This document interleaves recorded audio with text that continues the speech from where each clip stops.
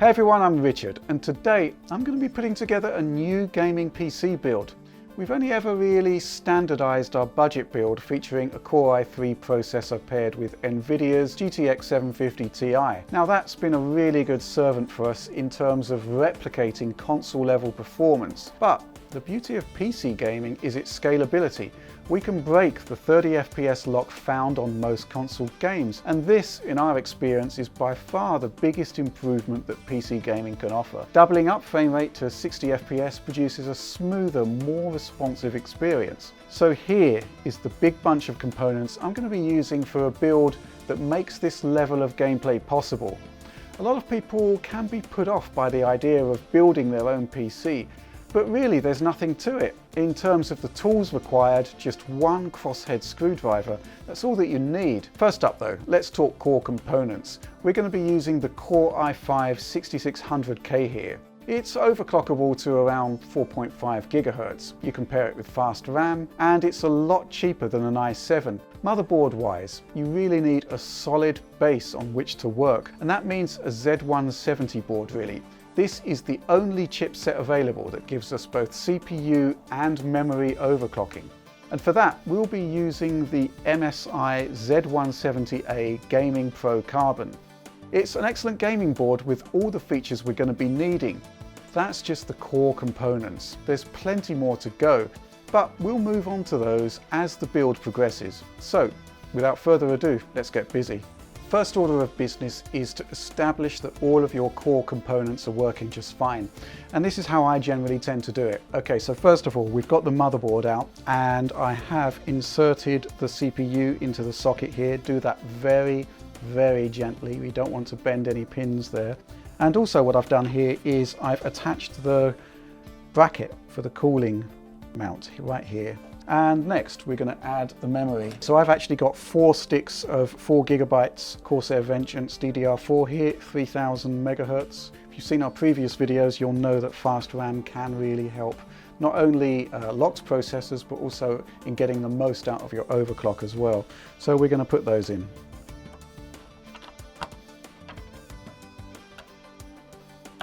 CPU is in, memory is in. Next thing I want to do is to attach the cooler. The Corsair H60 closed loop water cooler we've got here. The mounting bracket is already in place, so we just stick that on top.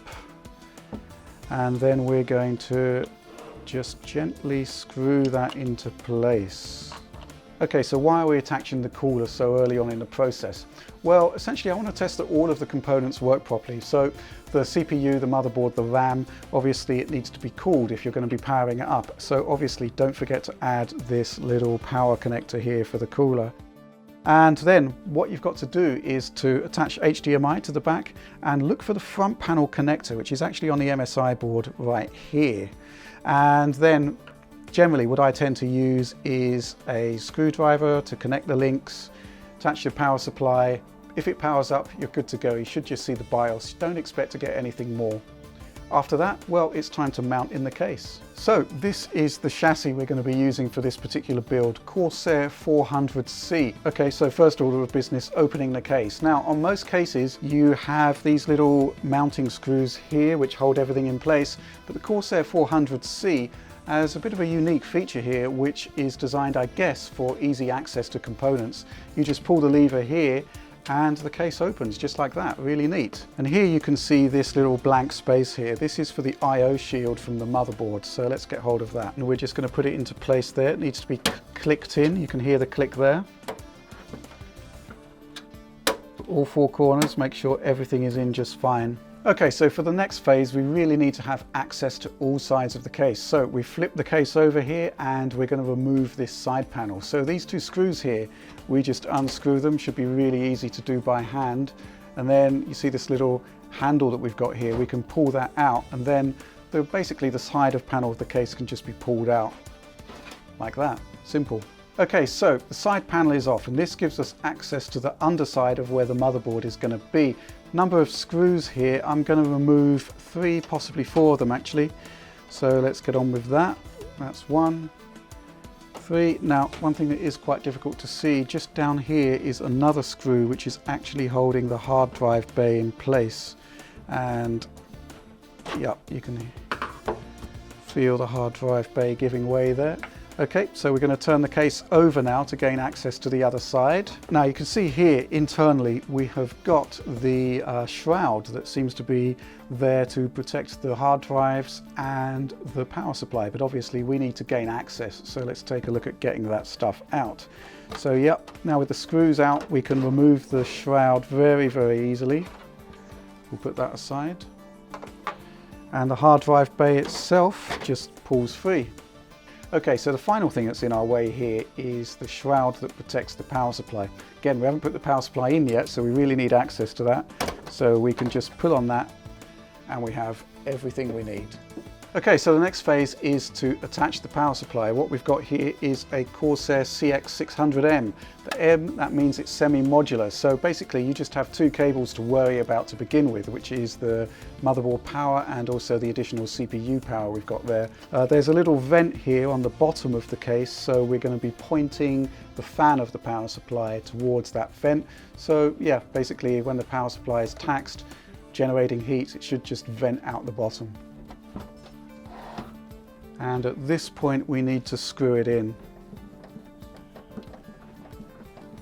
Okay, so we've got the power supply mounted in the case now, all screwed in, good to go. Next phase, put the motherboard in. In a lot of cases they actually require the motherboard standoffs to be inserted and screwed in manually. Seems that this Corsair case actually has everything you need already in place. So let's just put the board in. So you can see here that I have retained the RAM. I've removed the cooler for now because it will give us more room to maneuver. So we literally just need to slot that into place. So let's go for it.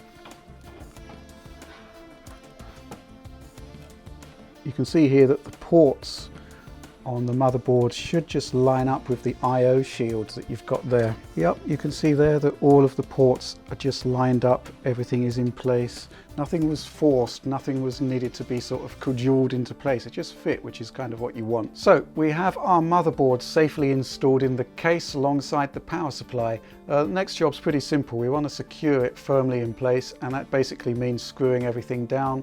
The standoffs all seem to be in the right place straight out the bat with this case, which is great. So it's literally just a case of screwing everything in. Okay, so power supply in, motherboard in. Next phase is going to be cable management. So we're going to be attaching everything up. What's really important here is, well, there's two things here. First of all, you kind of want your build to look nice, and that involves basically keeping as much of the cabling out of sight as possible. And secondly, there's a use for it as well. Really, you just want good airflow through the case, and the fewer things that impede the airflow, the better. And cabling, obviously, that's part of the equation. So first up, we're going to do the power supply. So we have here the main power supply cable and the additional CPU power. That's all going to route behind the motherboard here. The main plug here is just going to slot into the motherboard, clips into place. Okay, so we've routed through the main power for the board along with the additional CPU power, and we've obviously got a number of additional cables here. So let's take a look at what we've got. This is for the front panel. So the hard drive light, the reset button, the power button, that needs to be connected to the motherboard. Next up we have this, which is a USB 3 hub adapter. That's going to go straight into the board, and that will allow functionality of USB 3 on the front of the machine. Okay, so the USB hub, that's going to go in here.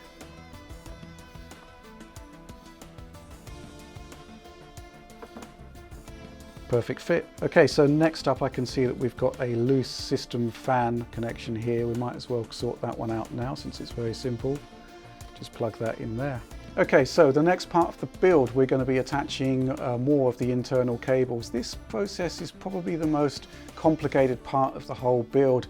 In fact, it's probably the only part where we actually need to refer to the manual. Okay, so we've routed through the HD audio connection cable and the front panel. This is stuff like the power switch, reset switch, that sort of thing. So we're going to attach those now.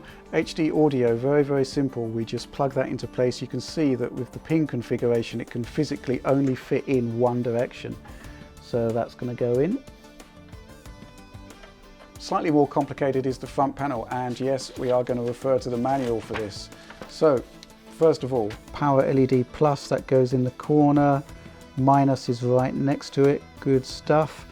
Adjacent to that we have the hard drive LED, and again same configuration, so that has to go in the corner there. A bit fiddly, maybe I should have done that one first.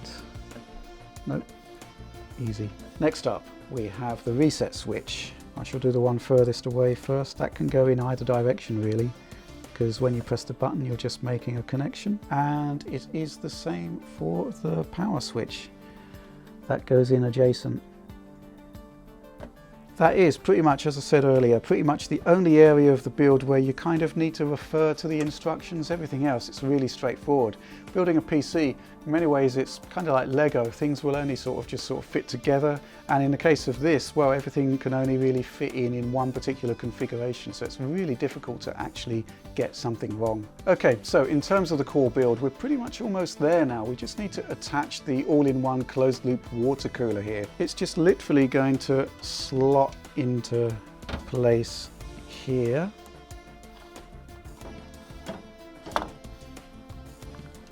And we need to screw it into place. Just a loose fit to begin with, just to get everything into place. Okay, so the next order of business is to screw the radiator onto the fan. Just need to tighten everything up and we're pretty much good to go there. One thing to bear in mind is that you really do need to make sure that the CPU power attachment for the fan is indeed connected, otherwise bad things will happen. So just tighten that up and we'll be good to go. Okie doke, so last but not least we have storage. Now we're going to be using a solid state drive here, OCZ Trion 150. Entry-level drive, not amazingly fast in the grand scheme of things, but in terms of gaming, well, it's pretty damn good. So we're going to be putting that into one of these really handy bays that we actually have on the rear of the case here, and it's really quite impressive. It just kind of slots into place here. So it's a complete friction fit. You don't really need to worry about it beyond that.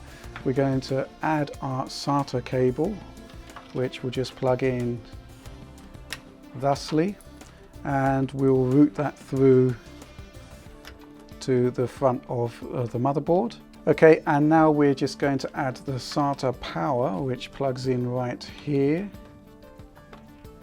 and we're going to route that through to the front as well. That's going to attach to the power supply. Okay, so let's just sort out those connections. We're going to be connecting the power into here, and the data, that's going to be plugging right in here. Okay, so pretty much everything is done now. We just need to add the graphics card to complete the package. And to begin with, we just need to make some room. And that will involve removing a couple of these PCI blanking plates at the back here. Again, crosshead screwdriver, all you need. So we're going to remove these two, which hopefully will be the ones we need to fit the graphics card in. Okay, so we're going to be using the Radeon R9 390 for this initial build. Big card, really meaty, so obviously it's the bigger footprint. If this fits, we're good to go with virtually anything. So we've removed the blanking plates. The card should just, in theory, slot into place. And there we go. The two screws that we used, that we removed with the blanking plate, we just put those back in. Almost home and dry. Final icing on the cake is the power supply. Okay, so this is the cable we need. You can see here that these are the two power inputs for the graphics cards. They have PCIe written on them. It actually has its own bespoke slot on the power supply, easily labelled for you there. Just plug straight in. And again, we'd like to have some semblance of nice cable management, so we're going to route it through that huge slot at the back there. So that will plug straight into that. Just need a Windows install and you'll be good to go. Now, we used an R9 390 to show that our build can handle any size of card, but right now, in terms of actual purchasing recommendations, GTX 1060 and RX 480 are the obvious candidates. Making things a little more difficult is that both have cheaper versions with lower allocations of VRAM. Benchmark-wise, at 1080p with sensible settings management, all of these cards will do very well and will provide that console-beating experience we talked about earlier. And yes, we can factor in the RX 470 into this too, as well as the RX 480. Generally speaking though, if you're willing to invest this much into a gaming PC, you should be able to spend $40 or $50 more on a GPU with more RAM. It's all about future-proofing really. Given the choice right now, well, it's a tough one. Both RX 480 and GTX 1060 are great products, but by and large, I think Nvidia takes the lead here by a nose, so that's the one I'd go for. Okay, so here we are with a final build. We tidied up cable management at the rear, screwed the back panel into place, and reattached the hard drive and PSU shrouds. The GTX 1060 is in place, and after the build, we swapped out 4 DDR sticks for 2 8GB equivalents.